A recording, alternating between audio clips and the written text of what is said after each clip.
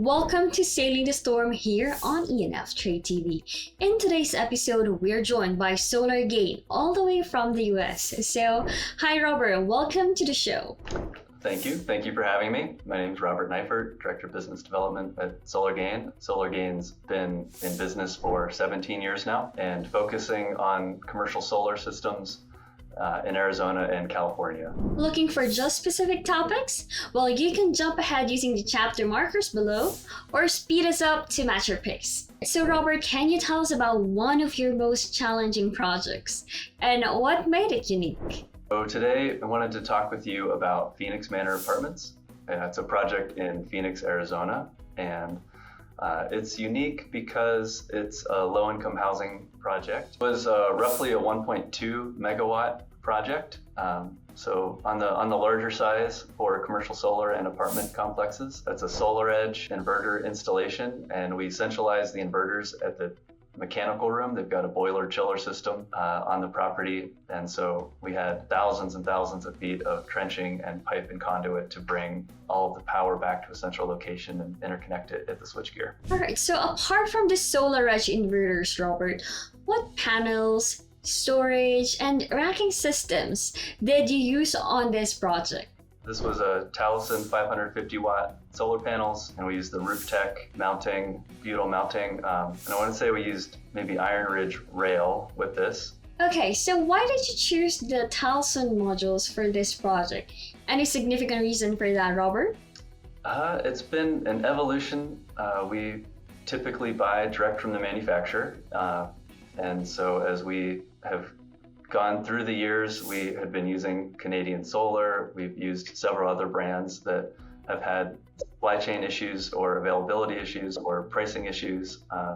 And Talisun's been in the conversation for years, and they have come through with good reliability and a good service for communicating when we need equipment or parts. So Robert, how do you normally go about picking solar panels while, of course, keeping performance, the reliability, and cost in check? So we kind of work off two lists. We work off the Bloomberg Tier 1 list, and we work off it's not called PVAL anymore. Somebody bought them. But there's that PVAL reliability report. And so we work off that, and if it's a top performer off that list, then kind of use that in our mix of choices, and then beyond that, it's price and availability. Well, Robert, earlier you mentioned that a lot of trenching happened in this project. So I want to know what made the cabling side of this project particularly challenging. The engineering was complex, and the choice to not do inverters on this remote campus. So it's a garden-style apartment complex. So lots of buildings spread across 40 acres, I believe. And so the outer buildings got trenched, and then we used DC wiring back to the central mechanical plant before we interconnected. That makes sense. Tricky site for cabling. Now, can you walk us through the key preparations or installation steps? So there was a whole remodel done. It had been senior housing, and then it was converted to affordable housing. I think the whole project was close to an $80 million project. So the purchase price plus the remodel plus the solar, our portion was a pretty small piece of the rest of it, but we worked with all of the trades that gutted every unit, took landscaping out. There were kind of old trees that had been dilapidated that were taken out. The chiller line was rotten in the ground. And so that was actually ended up being one of the benefits of the project. Was the chiller line being replaced meant we were able to share the trench with the mechanical subcontractor. Were there any roof or interconnection limits that impacted the design? So as far as the roof goes, this was on new asphalt shingle. So we in some ways got lucky with the simple attachment system where we used a butyl attachment. So we just were able to go right over top of new shingles, and then rail on top of that, and then the SolarEdge optimizers, and then the panels. And then the interconnection was through Salt River Project, and they do have some limitations. So we couldn't go over 1 megawatt AC without triggering transfer trip and remote telemetry. So we resized the entire system to fit under that 1 megawatt AC cap. What was the most challenging part of the construction process, and how did you handle it? I would say building in the summer in Phoenix on rooftops is really wild. The guys were sending back temperature photos of the roof at 160 degrees. Everybody had problems with their boots. So the working conditions building through the summer in Phoenix, Arizona were extremely challenging. There was also an active remodel going on. So we had an initial equipment yard, and that equipment yard was requested to be moved. So all the trades had to move all of their equipment because they were trying to landscape the front of the entryway, and that's where all the equipment had started to be. So we had to move all of the panels right before we installed them, which added a sizable amount of cost and complexity. One of the big challenges, I mentioned the trenching, sharing trenching with the mechanical sub. That was a kind of a blessing and a curse. So the blessing was we didn't have to trench through this giant property. The problem was the mechanical sub wasn't really going everywhere we were going, and they were on their own schedule. So we had a remote project because we're Tucson based. So, this project was 2 hours from our home base. And so we had our electrician driving up, weekly when things were really moving to check on progress in the trenches, get conduit in the ground before the mechanical sub closed the trenches back up. 160-degree rooftops, last-minute yard moves, and trenching chaos. For those watching, has the site ever thrown you a curveball? We want to hear your wildest installation story and drop yours in the comment section. So logistical overlap like that, Robert, can make timing everything. So what tools or routines have helped the team to keep the project on track? So we have daily site logs that are kept. We have an internal system where we communicate back to the field. So it's just kind of simple bullet points, what the plan is for the day, and end of day photos of what was accomplished. And then we have look ahead meetings weekly and some procurement tracking through our procurement system. So, and then a handful of layers of project management. So there's an on-site foreman, on-site superintendent, field or office project managers, office procurement support staff. So everybody works together to make sure that the guys have what they need for each day's work. So it's really a mix of structure and boots on the ground. Very much so, yes. Robert, were there any checks before commissioning that caught issues ahead of time? I want to say we had a very clean installation. So the good feedback from the customer was, out of the solar projects that they've done across mostly California, but across the country, they've really enjoyed working with SolarGain. And we did have some waiting for SRP, the utility, to come and interconnect the project, but otherwise everything was fairly smooth. We dealt with some strange problems like bullets hitting solar panels while we were working. So we had to replace some solar panels before we were able to turn the system on that had been shot. Why would people be randomly shooting solar panels? They go up in the air and they come down somewhere. I don't think they were at us.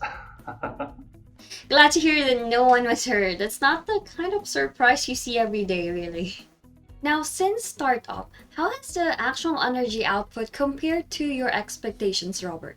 Did you make any changes based on those data? Well, one conversation during the process that was kind of one of the longer conversations, I think the customer would laugh about this, but the O&M agreement took quite a while to organize and negotiate. And one of the conversation topics was, do we include panel cleaning or don't we include panel cleaning? And I think it helped and it hurt that this was happening right during a major construction project, because the panels were very dusty as they were getting turned on. And so we did lots of multiple buildings. We were able to do a test, and we cleaned one we cleaned one building and saw a 25% performance increase compared to the building beside it that hadn't been cleaned yesterday. So based on that, we're looking at the performance, and it was helpful to have the SolarEdge individual panel performance so you could see the increase. And so the customer included panel cleaning annually with the O&M agreement.